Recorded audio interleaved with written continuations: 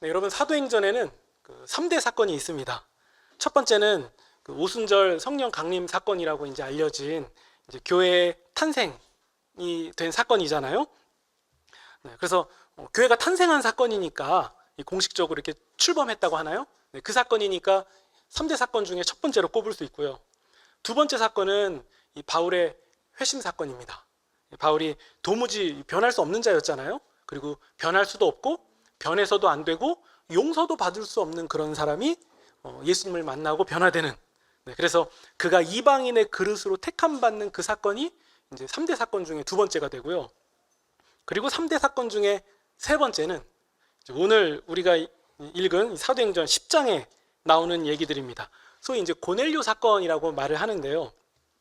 우리가 오늘 읽은 본문은 베드로 중심으로 이제 기록된 본문을 읽었는데, 이제 그 앞부분을 좀 읽어보면 이제 고넬료라는 인물부터 등장합니다. 근데 우리가 읽은 본문의 맥락이 어떠하냐면요, 이 가이사랴에 고넬료라는 이 백부장이 있었어요. 백부장이라고 하면 이 100명의 군인들이 이렇게 형성된 이 군인 집단을 통솔하는 그런 지휘자거든요. 근데 그 이방인이에요. 그 로마 군인, 이방인인데 그가 성경에 소개하기를 경건한 사람이고, 그러니까 신앙심이 좋은 사람이고, 그리고 온 집안이 하나님을 경외한, 네, 그런 특징이 있고요. 또 유다 백성들에게 구제를 많이 한 사람이에요. 그리고 하나님께 항상 기도를 한 사람이었어요. 그러니까 이방인인데 어떻게 하나님께 기도도 하고 신앙심이 있었는지는 잘 모르겠는데요. 어떤 경로로 그가 하나님을 알게 됐는지는 잘 모르겠지만 아무튼 그는 구제하고 또 유대 백성들을 잘 섬기면서도 하나님께 기도했던 좀 남다른 이방인이었던 걸로 보여요. 근데 그가 이제 성경에는 9시라고 9시라고 나오는데 우리로 환산하면 한 3시에 해당하거든요. 오후 3시. 그때쯤에 환상을 봅니다. 천사가 고넬료에게 나타나서 이렇게 말하는데요. 하나님께서 너의 그 기도와 구제가 올라왔다고, 하나님께서 그 올라온 것을 받으셨다고, 너를 기억하신다, 이렇게 천사가 말을 전한 거예요. 그러면서 뒤에 이어서는 요빠에 가면 그 베드로라는 자가 있다. 그가 이제 무두장이 집에 있는데 거기 가서 그를 데리고 와라 라고 천사가 환상 가운데 고넬료에게 말합니다. 근데 이게 사건의 시작이었거든요. 그리고 이제 우리가 읽은 본문이 시작되는 거예요. 베드로도 이제 기도하는 상황이었습니다. 우리 시간으로 바꾸면 12시, 그러니까 낮 12시 점심 정오쯤이거든요. 그가 이제 유대인들이 기도하는 보통 그 여러 장소 중에 하나가 옥상인데 옥상에 가서 그가 기도를 하는 상황이었어요. 근데 그가 배가 고팠고 그리고 사람들은 음식을 준비하는 그런 상황이었는데 그때 베드로가 환상을 봅니다. 그가 본 환상은 어떤 거였냐면 하늘이 열리고, 하늘이 열렸다는 성경에서 그 표현은 이제 하나님의 어떠한 일을 말하는 거거든요. 하늘이 열리고 보자기 같은 그릇이 이제 귀퉁이에 그 끈이 매달려서 이렇게 내려오는데 그 보자기 같이 생긴 그릇에 각종 이 짐승들이 들어있던 거예요. 네. 근데 여러분 왜 자꾸 이렇게 환상이 사도행전에 나오냐면 이 사도행전 이 당시만 해도 오늘날 우리처럼 성경 66권이 다 완성된 시대가 아니었고 그 하나님께서 여러 경로로 말씀하시는 중에 하나가 환상이거든요. 그래서 하나님이 지금 베드로에게 환상과 예언을 통해서 말씀을 하시는데 아무튼 그 보자기 같이 생긴 그 그릇에 각종 짐승이 담겨서 내려오는 장면을 베드로가 보는 거예요. 근데 구약 율법에 의하면요, 유대인들은 먹어서는 안 되는 그 짐승들이 있거든요. 그러니까 종교적인 차원에서 먹으면 거룩함이 깨지기 때문에 먹지 않는 음식이 있었어요. 그러니까 짐승이 있었어요. 뭐 낙타라던가 토끼 혹은 뭐 오소리, 돼지고기 이런 것은 먹으면 안 되고요. 뭐 새들 중에도 독수리라던가 솔개 이런 맹금류는 먹어서는 안 되고 뭐 이런 아무튼 이런 규정이 있었는데요. 아마도 그 보자기 같이 생긴 그릇 안에 그런 짐승들이 들어있던 것 같아요. 그러니까 베드로가 그 보면서 기분이 이상한 환상이었겠죠. 좋은 게 들어있던 게 아니라 안 좋은 게 들어있으니까 기분이 좀 이상했을 텐데 그때 그 환상과 함께 그 소리가 들리기를 베드로야 일어나서 잡아먹어라 라는 소리가 들리는 거예요. 그때 베드로가 응답으로 뭐라고 얘기하냐면 주여 라고 얘기를 해요. 우리 이 10장 우리가 읽은 본문보다 더 뒤를 보면 알 수 있는데요. 베드로는 왜 주여라고 말했냐면 그 음성이 하나님의 음성인 줄 그는 알았어요. 그래서 주여라고 얘기하면서, 근데 문제가 있잖아요. 음성은 잡아먹으라는 건데 베드로가 알고 있는 구약 율법에 의하면 저건 먹어서는 안 되는 것들이잖아요. 그러니까 베드로가 혼란스러운 거죠. 그래서 주여, 속되고 깨끗하지 못한 것을 제가 먹을 수 없습니다 라고 베드로가 얘기해요. 그러니까 베드로가 제대로 대답한 거 맞습니까? 아닙니까? 맞죠? 맞잖아요. 구약 율법에 의하면 먹으면 안 되는 거니까요. 네. 베드로 개인 생각이 아니라 유대인의 구약 율법에 의하면 먹어서는 안 되는 거니까요. 그래서 베드로는 유대인이고 구약 율법 배경 속에서 자랐으니까 당연히 그가 할 만한 말을 한 거예요. 먹을 수 없습니다. 네. 근데 이게 3번 반복돼요. 잡아먹어라. 주여, 그럴 수 없습니다. 잡아먹어라. 주여, 그럴 수 없습니다. 잡아먹어라. 주여, 그럴 수 없습니다. 이게 3번 반복되고 나니까 보자기 같이 생긴 그릇이 하늘로 올라가는 거예요. 그러니까 베드로가 이 환상을 보고 나니까 이게 너무 황당한 거예요. 이게 뭘까? 예를 들어서 먹어도 되는 것들이 들어있어서 베드로야 먹어라라고 하면 베드로가 기도하러 옥상에 올라갔고 마침 배가 고팠고 사람들이 요리를 하는 상황이니까, 그러니까 내가 너무 배고파서 이상한 환상을 봤나? 이렇게 생각할 수도 있겠는데, 먹어서는 절대 안 되는 것들이 하늘에서 내려왔는데 그걸 먹으라고 하는 거예요. 그러니까 베드로가 이 환상을 경험했고 분명히 하나님의 음성이었고, 근데 하나님이면 하시면 안 될 말씀을 하신 거니까 모든 게 혼란스러운 상황인 거죠. 그때 성령님께서 베드로에게 말씀하십니다. 고넬료라는 사람이 너에게 몇 사람들을, 종들을 보낼 건데, 뭐 가족을 혹은 지인이든 누굴 보낼 건데 그와 함께 가라 라는 말씀을 합니다. 그리고 베드로가 그 다음날 고넬료가 보낸 사람들과 함께 가이사랴로 갑니다. 근데 고넬료 입장에서는 자기가 환상 가운데 봤고 천사가 그 사람 데려오라고 했던 그 사람 베드로가 다음날 오니까, 자기가 보낸 사람들과 함께 오니까 고넬료 마음은 어땠겠습니까? 지금 내가 보낸 사람과 같이 오는 저 베드로는 천상적인 존재인 거예요. 그러니까 고넬료가 그 앞에서 엎드려서 절합니다. 그때 베드로가 뭐라고 얘기하냐면, 일어나십시오. 저도 똑같은 사람입니다 라고 선을 딱 그어요. 당신이 나에게 할 행동이 아니라고. 딱 선을 긋습니다. 그러고 말하는데요, 그게 28절이에요. 베드로가 이렇게 말합니다. 우리 10장 28절입니다. 유대인이 이방인과 교제하며 가까이 하는 것은 이거 위법입니다. 그러니까 이 얘기죠. 사실 저는 당신이 보낸 사람들과 여기 오면 안 되는 거예요. 근데 하나님께서는 아무도 속되거나 깨끗하지 않다고 말하지 말라고 말씀하셨습니다. 네. 그러니까 베드로가 이게 무슨 환상이지? 고민했고, 그리고 고넬료가 보낸 사람들과 이동하면서, 그리고 고넬료가 자기에게 절하는 장면까지 보면서 그가 깨달은 거예요. 근데 여기서 저는 요셉이 좀 보여요. 네. 요셉이랑 좀 이야기가 겹치는 것 같은데, 근데 아무튼 베드로가 뭐라고 얘기하냐면요, 이거 하나님께서 어느 누구도 속되거나 깨끗하지 않다고 말해서는 안 된다고 말씀하셨다고. 그러니까 자기가 본 환상의 의미가 뭔지를 깨달은 거예요. 그러면 보자기 같이 생긴 그릇에 들어있던 짐승이 뜻하는 건 뭐였습니까? 이방인이죠. 이방인. 그러니까 하나님은 베드로에게 그 보자기 같은 그릇 환상을 보여주시면서 이방인들이 부정하지 않다고, 그들도 똑같이 깨끗하다는 의미를 베드로에게 환상을 통해서 보여주신 거예요. 그러자 이제 베드로가 이 말과 함께 고넬료 가정에 이제 복음을 전하기 시작하는데요. 우리 34절 보시면요, 내가 참으로 하나님은 사람의 외모를 보지 않으시고, 여기서 외모라는 것은 얼굴 생김새가 아니라 유대인이든 이방인이든 뭐 어떤 인종이든 성별이 무엇이든 자유인이든 종이든 하나님은 그걸 보지 않으신다는 거예요.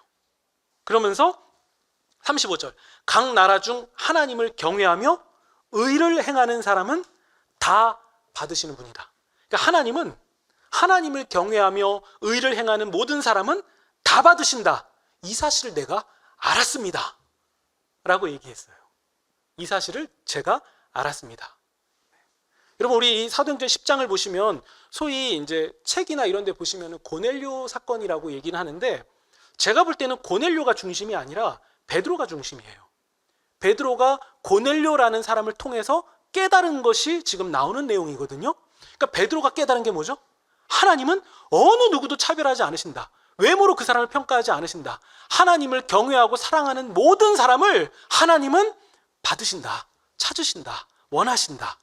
이걸 베드로가 알았다는 거예요. 근데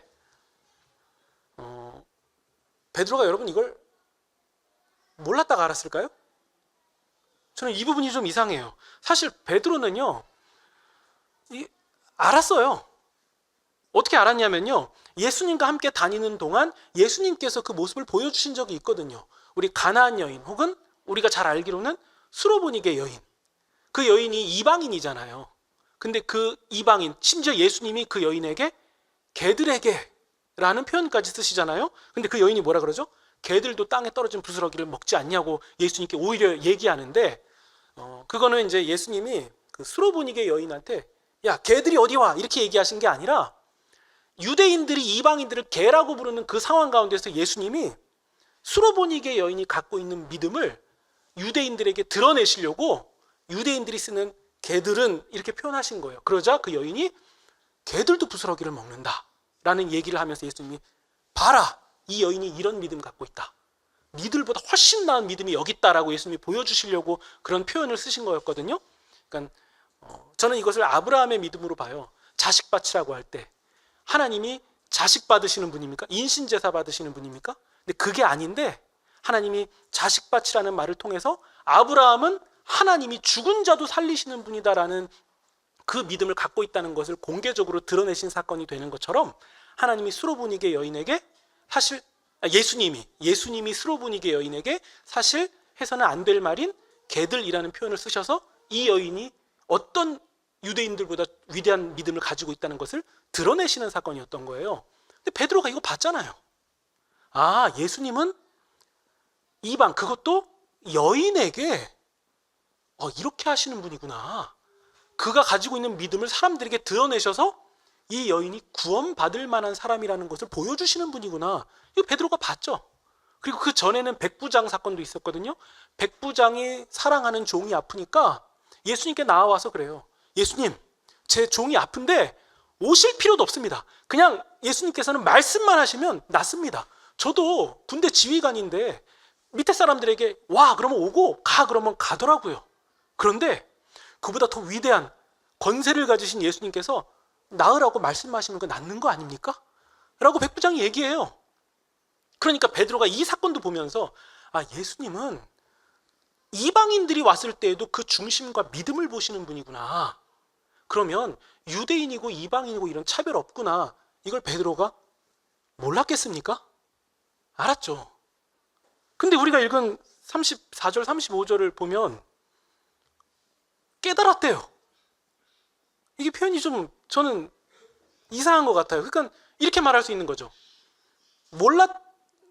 알았는데 몰랐다? 혹은 몰랐는데 알았다? 이게 좀 이상해요. 그리고 베드로가 이런 얘기도 하잖아요. 우리 법에는 유대인이 이방인과 가까이 하는 법이 없습니다. 근데 예수님이 하시는 그런 일들을 본 사도라면 그런 표현 쉽게 못할 것 같은데, 유대인은 이방인하고 가까이 하는 법이 없습니다. 이렇게 얘기를 해요. 그리고서는 34, 35절에서는 하나님은 모든 사람을 받으시는 줄을 내가 알았다. 이렇게 얘기해요. 그러니까 베드로는 알았는데 몰랐어요. 근데 안 거죠. 그러니까 이게 논리적으로 좀 말이 좀 이상하죠. 몰랐는데 알았는데 진짜 알았고, 근데 알았는데 몰랐다 그러고, 제가 반복하니까 헷갈리시죠? 그러니까 이게 몰랐다고 해야 되는 건지 알았다고 해야 되는 건지. 근데 지금은 진짜 알았다는 거예요. 진짜 알았다. 근데 지금 제가 이 드린 말씀이 좀 헷갈리기도 하면서 베드로가 왜 저럴까? 알 것 같은데 몰랐다 그러고 알았다 그러고 왜 그럴까라고 하는데, 이게 실제 우리의 삶에서도 이런 일들이 너무도 자연스럽게 일어나고 있어요. 많은 예가 있겠지만 그 중에 제가 하나를 들어보면요, 아무리 반복해도 지나치지 않는 진리, 모든 사람이 하나님의 형상과 모양이다. 동의하십니까? 네. 지극히 작은 자에게 한 것이 곧 우리 구주 예수님께 한 것이다. 맞습니까?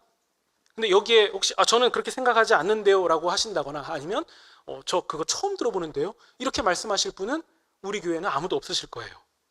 그런데 동시에 우리는 그 진리가 아니다라고 말하는 행실로 살아가는 부분이 우리 삶 가운데 있지 않습니까? 그래도 저 인간은 안 돼. 쟤는 아니야. 이런 부분이요. 아니면 그렇게 말은 안 한다 할지라도 그냥 우리가 그냥 자연스럽게 무시하는 어떤 특정 종류의 사람들, 특정 종류라 하니까 이 말도 이상하네요. 특정 부류의 사람들, 네. 아니면 그냥 내가 사람 봐가면서 내 행동이 달라지는 부분, 이런 거 우리 가운데 있지 않습니까? 근데 우리는 고백하잖아요.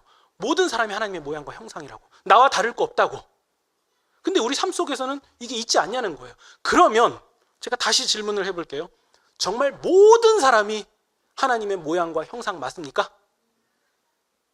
라고 다시 질문하면 방금 전에 대답한 것과 똑같이 대답할 자신 있으십니까? 이게 난감한 거예요.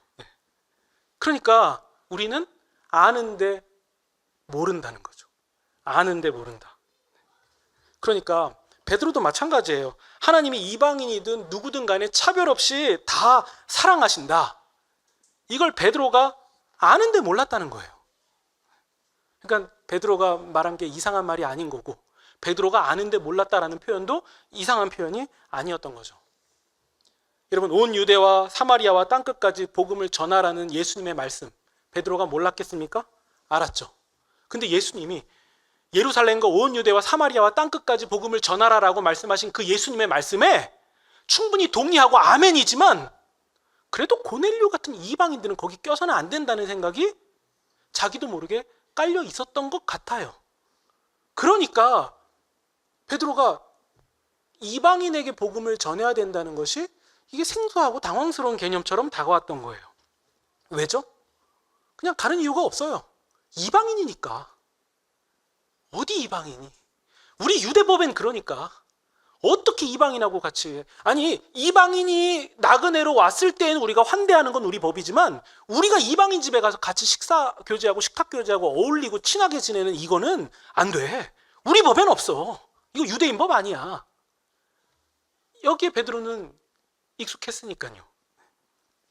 그래서 여러분, 이 베드로가 사실 한 말 중에 이게 정말 이상한 말이 하나가 있는데요. 이게 정말 이상한 말인데 우리가 딱히 이상하게 느끼지 못하고 그냥 지나간 말이 있어요. 그게 뭐냐면요, 주여, 그럴 수 없습니다 라는 말이에요. 주여, 그럴 수 없습니다. 여러분, 이 말이 왜 이상할까요? 주여, 그럴 수 없습니다. 근데 우리 아까 제가 말씀드렸잖아요.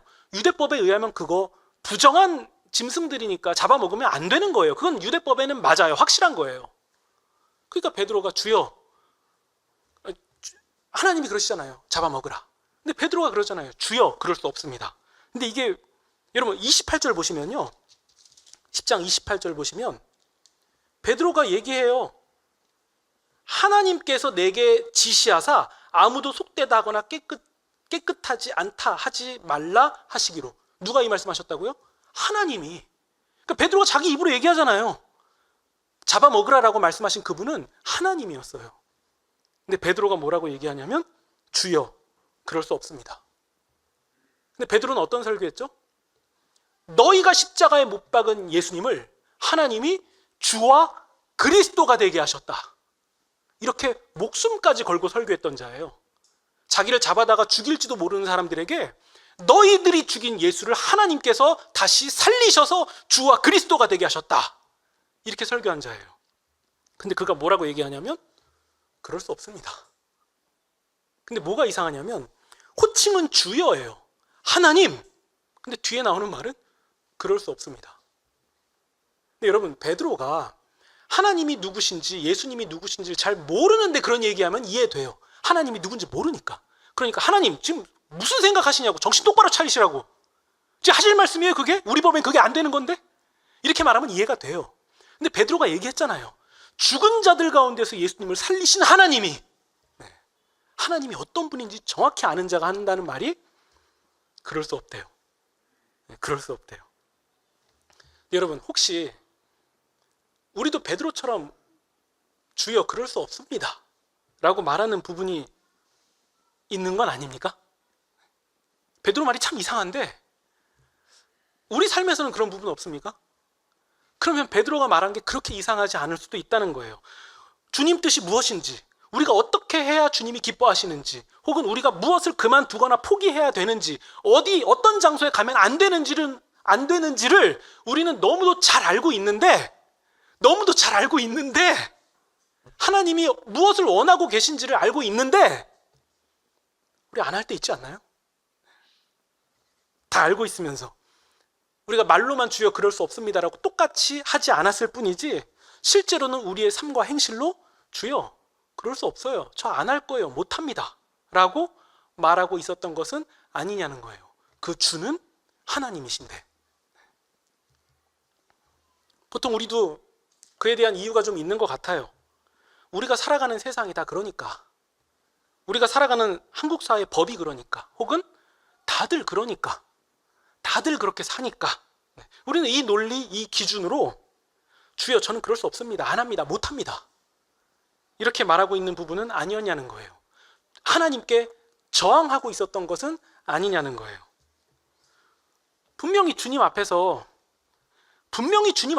그것이 떳떳하지 못하다는 것을 알고 있으면서 세상이 그렇고 한국 법이 그렇고 사람들이 다 그러고 대세가 이러니까 주님 앞에서 떳떳한 것 같은 거예요.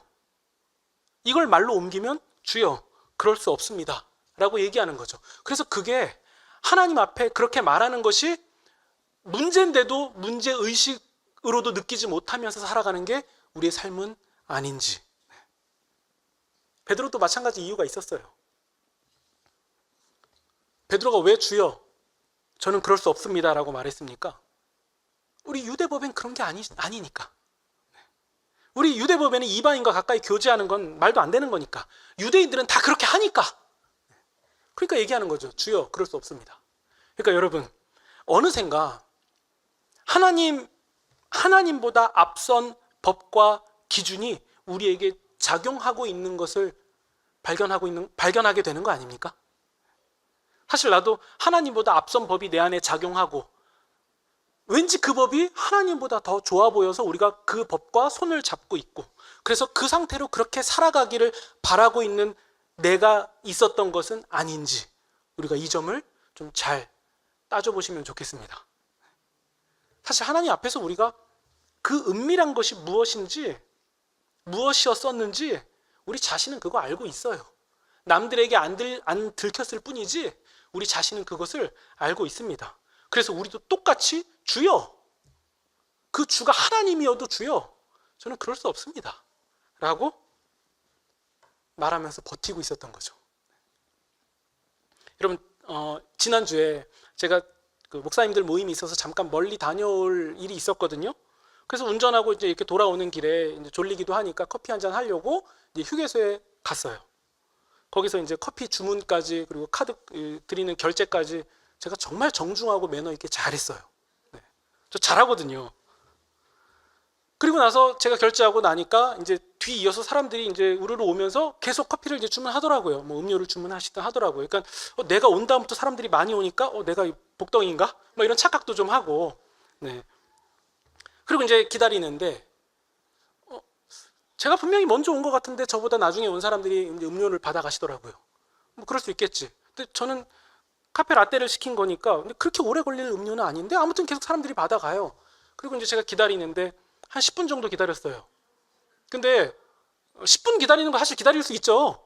근데 저보다 늦게 온 사람들이 계속 먼저 받아가는 것을 보면서 10분 기다리는 건 그거 되게 짜증나는 거예요. 예, 짜증나더라고요. 그래서 아니 사실 그냥 10분, 예를 들어서 좀 늦게 나옵니다 그럼 네 하고서는 늦게 받아가면 되는데, 저보다 늦게 온 사람, 이번에 난 사람의 얼굴을 잘 기억 못하니까 이번에 제대로 봐야지. 저 빨간 옷 입은 저분 나중에 분명히 나보다 늦게 왔어 지금 마지막에 왔어 했는데 음료를 금방 받아가시는 거예요. 그러니까 이게 짜증이 올라오더라고요. 그래서 제가 갔죠. 그래서 얘기했어요. 아니 저보다 나중에 주문하신 분들이 음료 다 가져가시는데 제 거는 왜 안 나와요? 제가 이렇게 얘기했죠.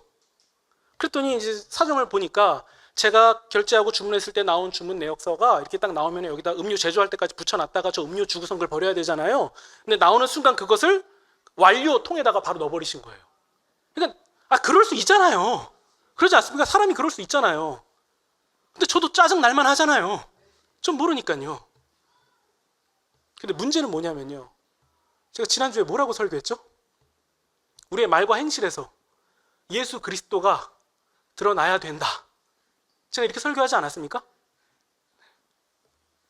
짜증 날 수 있죠. 근데 설교한 사람은, 최소한 설교한 사람은 달랐어야 돼요. 왜냐하면 그 가게가 우리 구집사님 커피집이어도 제가 그랬을까요? 안 그랬죠. 사람 봐가면서 모든 사람이 하나님의 형상인데 나한테 짜증나게 한 이 사람은 하나님의 형상 아닌 거예요. 그렇게 말은 제가 이론으로 동의하진 않지만 제 삶은 동의하고 있더라고요. 그러니까 설교한 저는 그렇게 하지 말았어야 돼요. 이게 웃긴 얘기인데 사실 이거 웃긴 얘기 아니죠. 그러니까 저는 지난주에 설교했는데 안다고 생각하고 여러분들보다 제가 더 잘하니까 설교한다고 해서 한 건데 몰랐던 거죠. 저는 모르는 걸 설교하고 스스로 안다고 착각하고 있었던 거죠. 그러니까 여러분, 안다는 게 뭡니까? 진짜 안다는 게 뭡니까? 그건 순종할 때 비로소 저 사람이 진짜 알고 있구나, 이게 확인되는 거예요. 순종할 때 진짜 안다는 게 확인되는 거예요. 그러니까 여러분들이 저를 볼 때 저 박 목사는 설교하니까 되게 잘 알고 믿음도 좋나 보다 이렇게 생각하시는데, 그 제가 예의상 말씀드리는 게 아니에요. 아니에요. 진짜 아니에요. 진짜 아니에요, 여러분. 순종하는 그 사람이, 아니 한글도 몰라서 성경 못 읽는 그 사람이 순종할 때 저보다 잘 아는 거예요. 이건 예의상 말씀드리는 게 아니에요. 진짜 그래요, 여러분. 순종할 때 비로소 진짜 아는구나, 이렇게 말할 수 있는 거예요. 베드로가 어떻게 합니까? 고넬료 가정에 이어서 예수 그리스도를 전합니다. 35절. 각 나라 중 하나님을 경외하며 의를 행하는 사람은 하나님께서 다 받으시는 줄을 내가 깨달았다. 다, 여긴 이방인이 들어가는 거예요.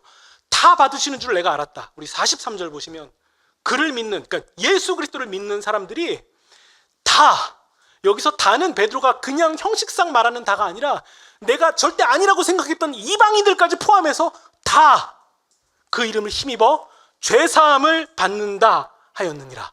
다. 이제 베드로는 진짜 알고 말하는 거예요. 다, 모두가 하나님이 어느 누구도 빠짐없이, 내가 좋아하든 싫어하든 그가 누구든 어떤 사람이든 내가 어떻게 생각하든 그 모든 것 상관없이 모두 다 예수 그리스도의 이름을 힘입어서 죄사함을 받는다. 내가 이걸 진짜 깨달았다는 거예요. 그래서 주여 그럴 수 없습니다라는 말이 완전히 뒤집어진 거죠. 우리 44절 보시면, 그러자 베드로가 이방인 고넬료 가정에 설교할 때에 성령께서 말씀을 듣는 모든 사람에게 내려오는 일이 일어납니다. 45절. 베드로뿐만 아니라 베드로와 함께 따라온 할례 받은 유대 신자들이 이방인들에게도 성령이 부어지는 사실에 놀랍니다. 왜냐하면 함께 온 이방인들도 함께 온 유대인들도 그건 생각할 수 없었거든요. 어떻게 이방인들에게 성령이 내리나? 근데 그 일을 자기들이 직접 본 거예요. 근데 왜 놀랐냐? 46절이에요.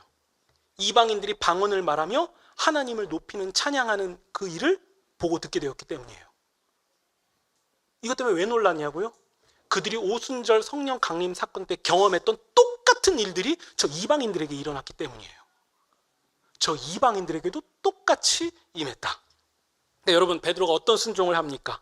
그 이후에 여러분 11장 넘어가시면요, 베드로가 고넬료 집에 가서 초청 때문에 가서 먹고 마신 이러한 많은 일들 때문에 유대법에 근거해서 할례자들, 그러니까 유대인들이 베드로를 비방합니다. 어떻게 이방인 집에 가서 너가 그럴 수 있냐고, 사도가 어떻게 그럴 수 있냐고 비방합니다. 그때 베드로가 자기를 비방하는 사람들에게 자기가 본 환상과 또 고넬료가 본 환상과 또 이것이 어떠한 의미가 있는지, 그리고 자기가 설교할 때에 그 이방인들에게 어떠한 일이 일어났는지, 성령이 그들 가운데 임하셨다는 이 일들을 소상히 얘기하면서 이제 하나님 그게 아니라고 그가 대변하기 시작합니다. 그러자 11장 17절입니다. 하나님이 우리가 주 예수 그리스도를 믿을 때에 주신 것과 같은 선물을 그들에게도 주셨으니 내가 누구이기에 하나님을 능히 막겠느냐. 그러자 18절입니다. 비방하던 할례자들이 베드로의 말을 듣고 잠잠해졌고, 이어서 이렇게 말합니다. 하나님께서 이방인에게도 생명 얻는 회개를 주셨다. 이걸 진짜 안 거예요. 아, 이방인들에게도 생명 얻는 회개를 주셨다. 이걸 진짜 안 거예요. 사실 빌립 집사님의 사건도 있었잖아요. 에티오피아 내시가 세례를 받고선 돌아가게 되잖아요. 사실 엄밀히 말하면 그게 이방 선교의 시작이거든요. 근데 그게 유대 지역에는 알려지지 않았던 것 같아요. 유대인들에게는 알려지지 않았던 걸로 보여요. 그러니까 여러분 이 사도행전의 흐름을 보세요. 빌립 집사가 에티오피아 내시에게 복음을 전하죠. 그리고 그 전에 사마리아 전도도 있잖아요. 그러니까 온 유대와 사마리아와 예루살렘과 온 유대와 사마리아까지 지금 복음이 증거된 거예요. 그리고 고넬료 사건을 통해서 땅끝까지 복음이 전파되는 그 시작이 이제 열렸기 때문에, 그래서 이 베드로가 고넬료를 만난 이 사건은 사도행전이 꼽는 3대 사건 중 하나가 되는 거예요. 여기 짧게 한 가지만 더 말씀드리고 말씀을 정리하겠습니다. 그러면 여러분 오늘 이 베드로와 고넬료 이야기를 통해서 확인하게 되는 성령 충만은 무엇입니까? 사람을 향한 편견, 차별, 이게 무너지는 거예요. 그게 성령 충만입니다. 어디 이상한 집회 가서 이상한 쇼를 하는 게 성령 충만이 아니라 우리 가운데 있는 사람을 향한 편견과 차별, 그리고 내 행동으로 무심코 하는 그 모든 것들이 예수 그리스도의 이름으로 무너지는 것이 성령 충만이에요. 그리고 누구든지, 정말 누구든지, 그러니까 그냥 형식상 말하는 누구 말고 정말 누구든지 주 예수 그리스도의 이름으로 하나님의 구원과 사랑 안에 머물 수 있다. 이 진리를 분명하게 깨닫게 되는 것. 여러분 이게 성령 충만이에요. 여러분 이번 한 주 동안 우리에게 이런 성령 충만이 우리의 일상 가운데서 구체적으로 일어나시기를 소망합니다. 결국 사람을 대하는 일이에요. 결국 사람을 대하는 일이에요. 저처럼 설교해놓고서도 그딴 짓을 할 수가 있다는 거, 진짜 경각심으로 받으셔야 됩니다.